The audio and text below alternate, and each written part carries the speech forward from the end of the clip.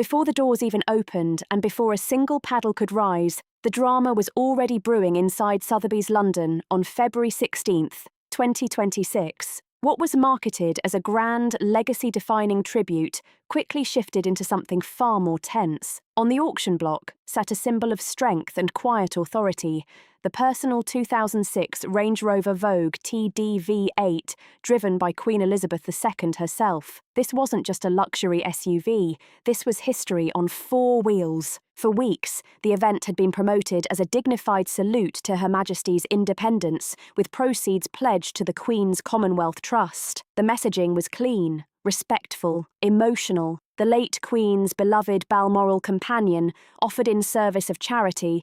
It sounded perfect on paper. Collectors were ready. Media crews were in place. The buzz felt controlled, almost too controlled. Then, just 2 hours before bidding was set to begin, the mood inside the building changed fast. Whispers slipped through corridors. Staff were told to stand down. Phones went silent. One internal note appeared, short and sharp. Item 47A, pulled by instruction of Clarence House, legal review pending. That was it.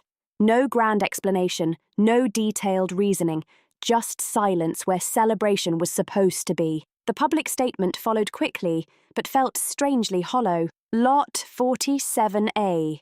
The late Queen's Range Rover will not be presented at auction today. We appreciate your understanding and support of the Trust's wider mission. Polite words, controlled tone, but insiders knew this wasn't about logistics. This wasn't a small scheduling issue. This was power politics wrapped in royal packaging. Because behind palace walls, the story was already moving in a different direction. According to multiple sources familiar with internal discussions, someone had reportedly tried to secure the vehicle privately before it ever reached the auction floor. And the name circulating quietly? Tom Parker Bowles, son of Queen Camilla. To understand why this hit nerves, you have to understand the car. That dark green 2006 Range Rover wasn't just transport, it was the Queen's favourite escape. At Balmoral, she drove it herself. No chauffeur, no motorcade. She was photographed behind the wheel more than once, including her solo drive to Crathie Kirk in 2010. In the summer of 2016,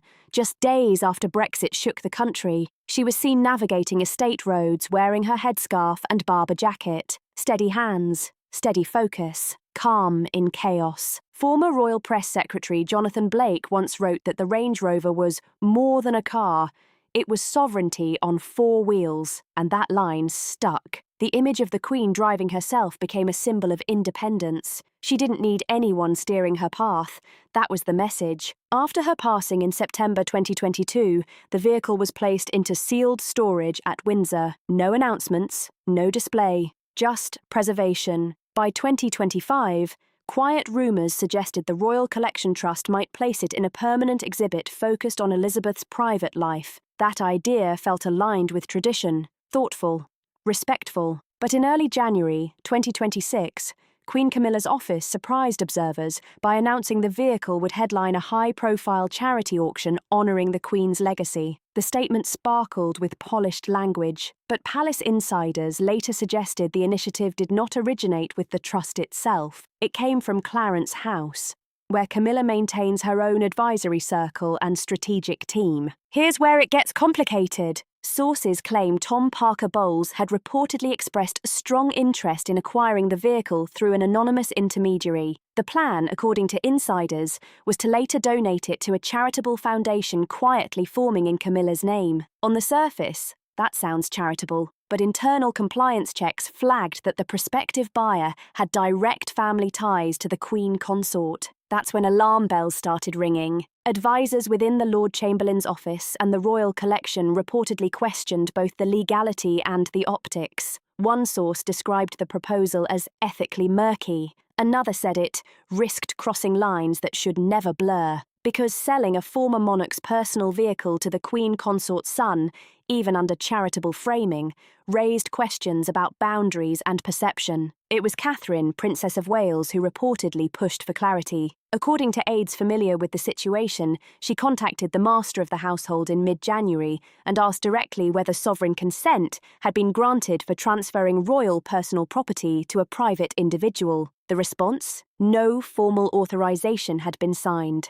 While King Charles III had been informed about the auction concept in general terms, he had not approved any specific transfer of his mother's personal belongings to extended family members, especially not without consultation from the executors of Elizabeth II's private estate. That discovery triggered urgent internal reviews. Memorandums moved between Kensington Palace, Windsor Archives, and the Queen's former private secretary's office. Asset classifications were examined carefully.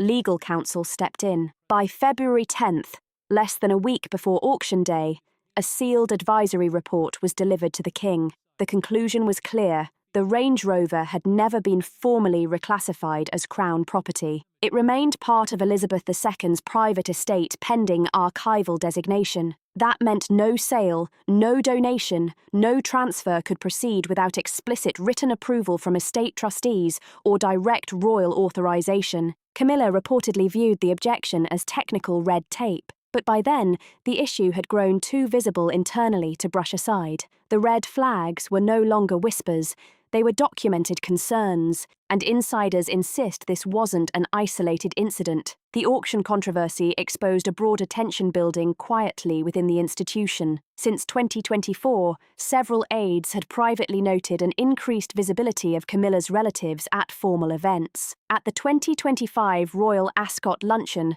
a relative of Camilla was seated beside a senior Commonwealth delegate. During the October 2025 memorial at Westminster Abbey, her grandson appeared within the inner ceremonial procession. Then came the January 2026 Sandringham reception, where Tom Parker Bowles was reportedly listed as a heritage advisor connected to domestic estates, a title that raised eyebrows because no formal appointment records could confirm it. Media analysts observed that Camilla's communications team had been operating with greater autonomy since 2024. Coverage began subtly emphasizing her family presence. Carefully framed photographs, strategic seating arrangements, glossy features highlighting generational continuity. Nothing overt, nothing officially declared, but enough to spark quiet conversations inside palace offices. One insider reportedly put it bluntly, "They're not announcing roles, they're building visibility." And in institutions built on symbolism,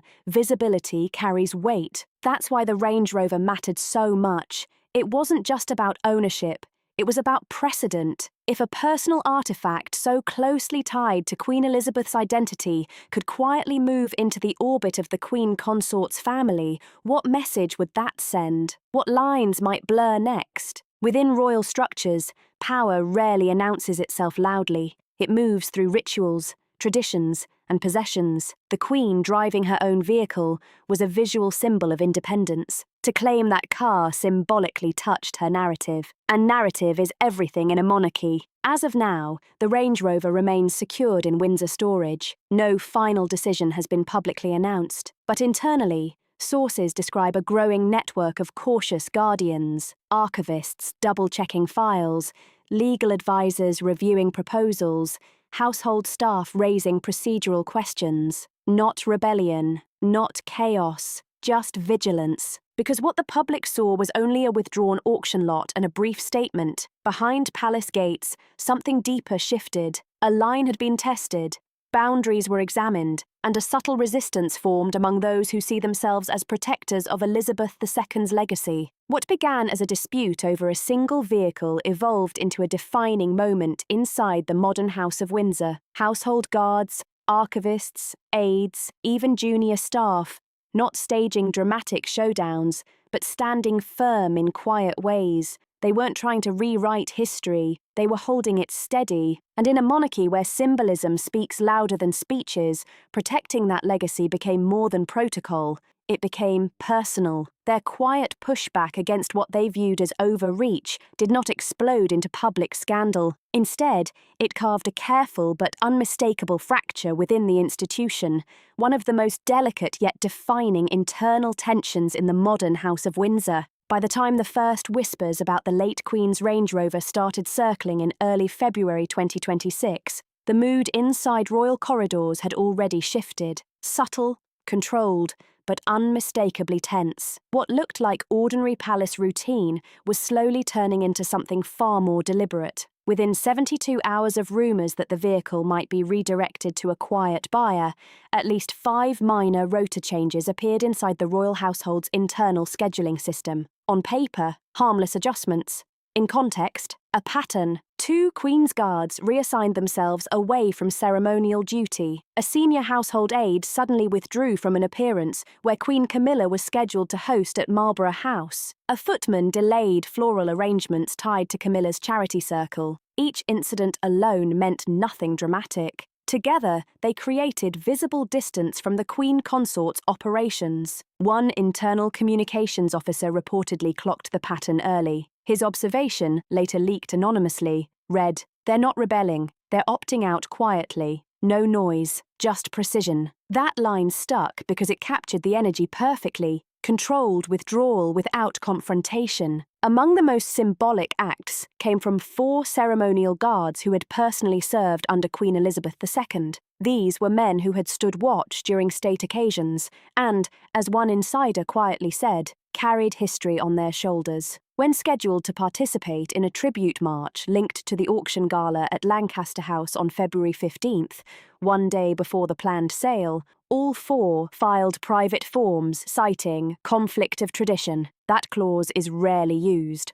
Almost never. It typically signals deep ceremonial or moral objection tied to the Crown's core values. A captain within the household division reportedly told his superior in a closed-door conversation, "We carried her coffin. We won't carry Camilla's fiction." The tribute event proceeded but stripped down, streamlined, almost hollow. The fanfare was trimmed. The symbolism diluted. The message, clear without being shouted. Resistance did not stop with uniformed service. Inside Windsor's royal archives, 2 senior archivists reportedly slowed a request traced back to Clarence House. The request sought detailed logbooks for the 2006 Range Rover Vogue TDV8, maintenance history, mileage, passenger records. Routine on the surface, suspicious in execution. It came through an independent courier, not an official palace liaison, and requested digital access only. That detail raised eyebrows fast. Staff interpreted the move as a possible attempt to reframe documentation, potentially weakening the argument that the vehicle remained part of Elizabeth's private estate. The archivists escalated the request directly to the private office of Catherine, Princess of Wales. Access was frozen pending legal review. One insider bluntly summarised the fear. If you control the paperwork, you control the story. That wasn't just record-keeping, that was narrative control. Perhaps the most visible fracture came from Sir Malcolm Everley, a senior equerry who had served over 3 decades under both Elizabeth II and King Charles III.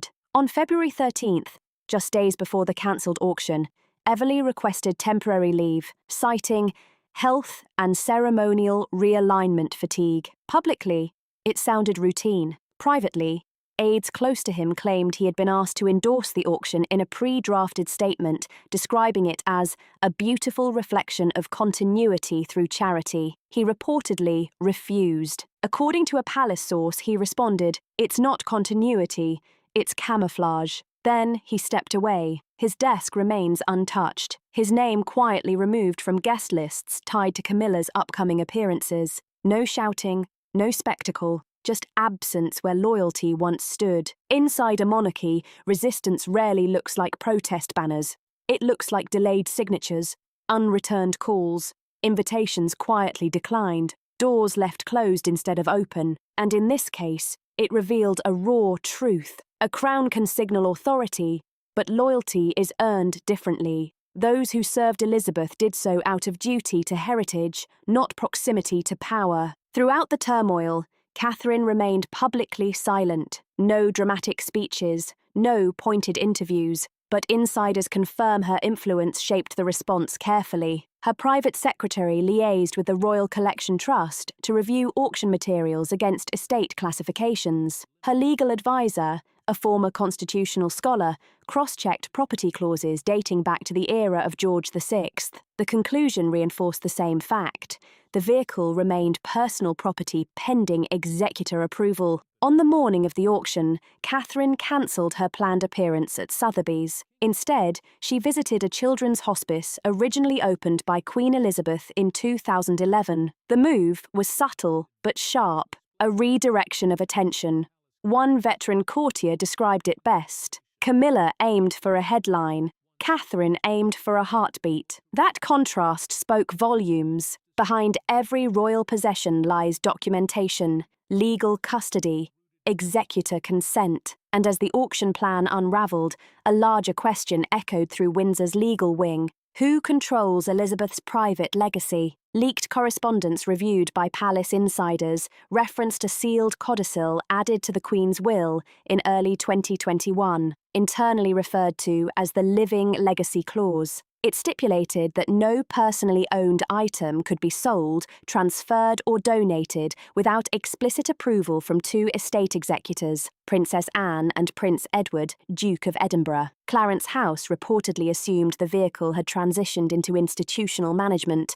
Documentation proved otherwise. When the auction move bypassed executor clearance, a legal freeze followed. Prince Edward maintained public neutrality. Princess Anne did not. In early February, Anne reportedly contacted the Royal Collection Trust directly and demanded a halt on any transfers involving her mother's private vehicles, clothing, or jewellery not formally inventoried. Her tone, described by one archivist, was clinical and immovable. She allegedly stated, "We are not liquidating sentiment for spectacle." That line cut clean. Within hours, Sotheby's received formal notice. Item 47A. Not cleared for sale. The pause became permanent, at least for now. Clarence House, insiders suggest, did not welcome Anne's intervention quietly. Invitations to certain spring engagements previously including Anne were reportedly revised. A charity dinner once billed as a joint engagement was reissued under a solo consort banner. Subtle adjustments.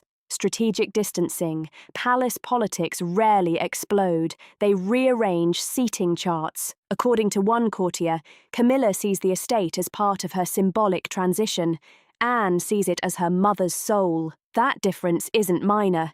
It's foundational. Reports suggest the Queen Consort voiced frustration privately, allegedly saying, "If they won't let me honour her memory my way, perhaps they don't understand the cost of silence." But for many within the institution, silence wasn't the threat. Selective remembrance was. The fallout triggered a new internal audit of all private property belonging to Elizabeth II. A working group formed under joint leadership of Princess Anne and the Duke of Edinburgh, with input from Kensington Palace. Their mission: classify and catalogue every remaining personal item, vehicles, correspondence, attire, private gifts. Any future public display or sale must now pass through this panel. That creates a formal barrier between Camilla's household and Elizabeth's estate. One reportedly even the king has agreed not to override. At the heart of this conflict lies something deeper than machinery. It's about memory versus manoeuvring. The Range Rover, once driven quietly through Balmoral forests, has become a symbol of institutional identity, and as Catherine reportedly told one official in private, "We don't protect her belongings for nostalgia.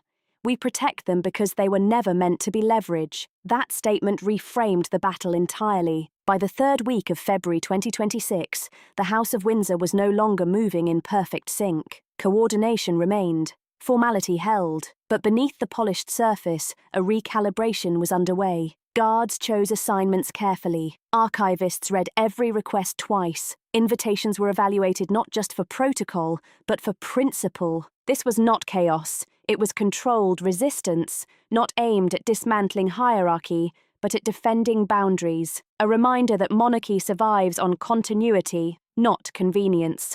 On process, not impulse. The attempted sale of a single vehicle did more than stall an auction. It exposed fractures in trust, tested executor authority, and forced clarity about who guards the Queen's private legacy. What looked like a tribute became a turning point. What sounded like charity became a question of custody. And as the dust settled, One reality stood firm inside palace walls. Loyalty to Elizabeth II's legacy could not be redirected with a press release. It had to be earned, protected, and respected. By the third week of February 2026, the House of Windsor was no longer operating in unison, and that quiet shift marked a new chapter in the monarchy's internal balance of power. The failed auction of Queen Elizabeth II's private Range Rover did not collapse quietly. It did not fade away as a minor scheduling mistake or a paperwork glitch. It detonated inside palace walls like a controlled explosion that suddenly spun out of control.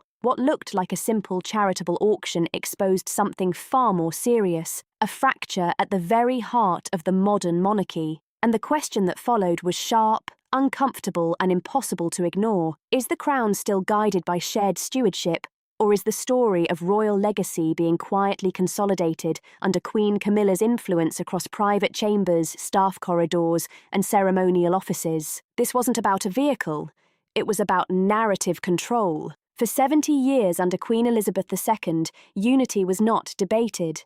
It was assumed. Her presence alone acted as glue. She did not need to assert power loudly. Her authority was steady, disciplined, and unquestioned. But after her passing, that quiet gravitational pull disappeared. What followed was not shouting, not dramatic resignations, not public chaos. It was distance, cold, deliberate distance. Inside palace corridors, a phrase began circulating in low voices. The chain is breaking. That wasn't a slogan. It was a warning. For decades, insiders referred to the monarchy simply as the firm, a single organism, a tightly run institution bound by duty, hierarchy, and silence. Disagreements existed, but they were managed internally and invisibly. The machine moved as one. But by 2026, that structure had fractured into 3 distinct courts, 3 operational centres, each guided by different assumptions about power, legacy, and control. And the Range Rover controversy made that split visible. First, there was Clarence House, firmly centred on Queen Camilla. This circle functioned through personal loyalty networks, legacy advisors, and a growing influence over ceremonial messaging. After the coronation, her private secretary, Edwin Hollister, expanded his role significantly, quietly, methodically. He began absorbing press management duties once handled by the Lord Chamberlain's office. No public announcement, no dramatic reshuffle, just slow consolidation. Clarence House developed a reputation among insiders as the court of narrative repositioning. Symbols were not sacred, they were adaptable. The Range Rover, in this mindset, was not just a personal item of Queen Elizabeth, it was a storytelling opportunity, a bridge from one queen to another, a way to present continuity in modern terms, strategic, structured, reserved, but unmistakably assertive. Then there was Kensington Palace, operating under Prince William and Princess Catherine. If Clarence House leaned into evolution, Kensington leaned into preservation. Under Catherine's quiet leadership, Kensington became a fortress of legacy integrity. They avoided daily political manoeuvring. They stayed clear of media drama, but when it came to precedent and royal artifacts, their position was unshakable. All legacy items, all ceremonial reforms, all public-facing duties, they must follow established protocol, not opportunistic interpretation. Their team included former staff from Queen Elizabeth's private office, individuals shaped by decades of Elizabeth's disciplined approach. Their internal maxim was clear: duty before display. Not glamorous, not flashy, but powerful. And when the Range Rover appeared in auction catalogues without unified executor approval, alarms went off immediately. The third stabilising force was less flashy, but deeply respected: Princess Anne and Prince Edward. The Princess Royal and the Duke of Edinburgh had served Queen Elizabeth II with unbroken loyalty. They were not driven by headlines. They were driven by constitutional responsibility. Within the Executor Council of the late Queen's estate, they carried serious weight. To them, Elizabeth's legacy was not branding material. It was constitutional inheritance. It was national continuity. Their refusal to approve the vehicle's sale was not symbolic resistance, it was procedural enforcement, and that enforcement triggered confrontation. On February 17, 2026, a confidential meeting convened at St. James's Palace. Officially, it was to discuss spring ceremonial events. Unofficially, it was damage control. Present were Hollister from Clarence House, Lady Bronwyn Fisher representing Kensington, Sir Malcolm Everley serving as a state liaison, and a deputy from the Lord Chamberlain's office. The topic: how to contain fallout from the failed February 16th auction, and how to address growing public curiosity about Queen Elizabeth's personal artefacts. Sources close to the meeting later described the atmosphere as tense from the start. Hollister reportedly introduced a proposal labelled the Camilla Legacy Initiative. The concept was framed as continuity. Select possessions of Queen Elizabeth would be repositioned as symbolic handovers between sovereigns. Camilla would be presented as steward of the next chapter, but Lady Fisher responded firmly. According to those present, she stated, "A stewardship doesn't begin with silence or secret transfers or unsigned auction slips." The room froze. Sir Malcolm declined to comment. The Lord Chamberlain's deputy requested the matter be tabled. No vote, no resolution. The meeting adjourned early. One insider later summarised it bluntly. "That was the day we stopped pretending we were one court." The following day, February 18th, the palace issued a statement. Recent adjustments regarding a planned charitable event involving Her late Majesty's personal items reflect evolving internal processes.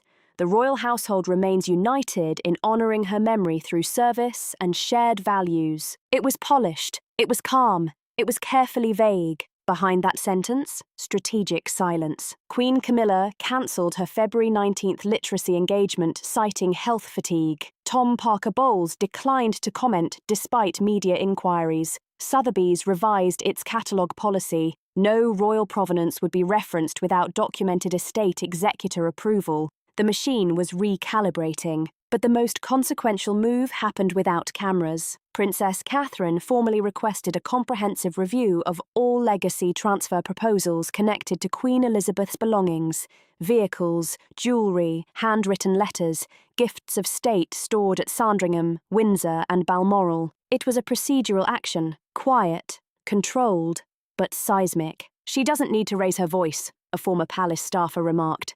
Her silence speaks volumes, and in this instance, that silence carried authority. Soon after, insiders confirmed that Kensington drafted a memorandum outlining a proposed Windsor Charter of Legacy Stewardship. The document would codify classification, preservation standards, and strict release criteria for royal artefacts. If enacted, it could represent the most sweeping structural safeguard since Queen Elizabeth II's reforms following her 1992 Annus Horribilis. This was not emotional reaction.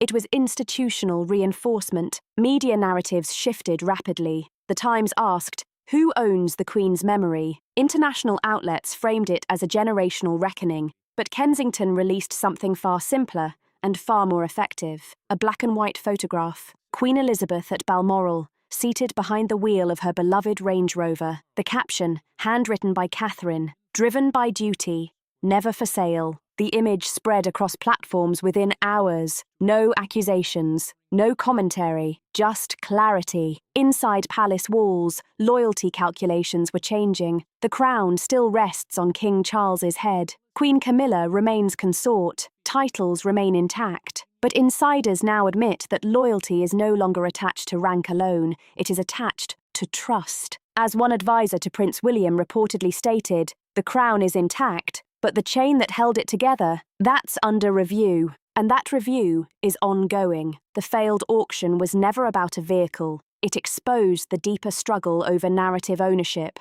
Who defines legacy? Who safeguards memory? Who decides when continuity becomes reinterpretation? In moments of transition, institutions either tighten discipline or drift into fragmentation. Right now, the House of Windsor stands between those outcomes: strained loyalties, competing philosophies, generational recalibration. And yet, there is no shouting in public, no visible rebellion, only strategic positioning. When leadership is quiet, others step forward. Catherine's approach has not been confrontational.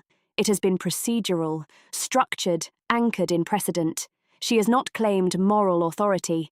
She has demonstrated it through action. That distinction matters, because legacy is not just symbolism, it is constitutional stability, it is public confidence. It is the difference between heritage and branding. The sapphire ring on her hand once belonged to Diana. That symbol carries emotional resonance. But symbolism alone does not secure institutional strength. Policy does. Guardrails do. Clear boundaries do. And that is where the real story now sits. The monarchy is not collapsing, it is recalibrating. Whether that recalibration restores unified trust or cements permanent court divisions remains to be seen. But one thing is clear, the February 16th auction marked a turning point, not because it succeeded, because it failed. If you've followed this unfolding story closely, you already know it's about more than headlines. It's about structure, legacy, and the quiet mechanics of power inside one of the world's oldest institutions. Share your perspective below. How should royal legacy be handled in a modern age? And if you want to stay updated as this situation continues to develop, make sure you're following along. There's more to unpack, and the next chapter may reveal even deeper shifts inside the palace walls.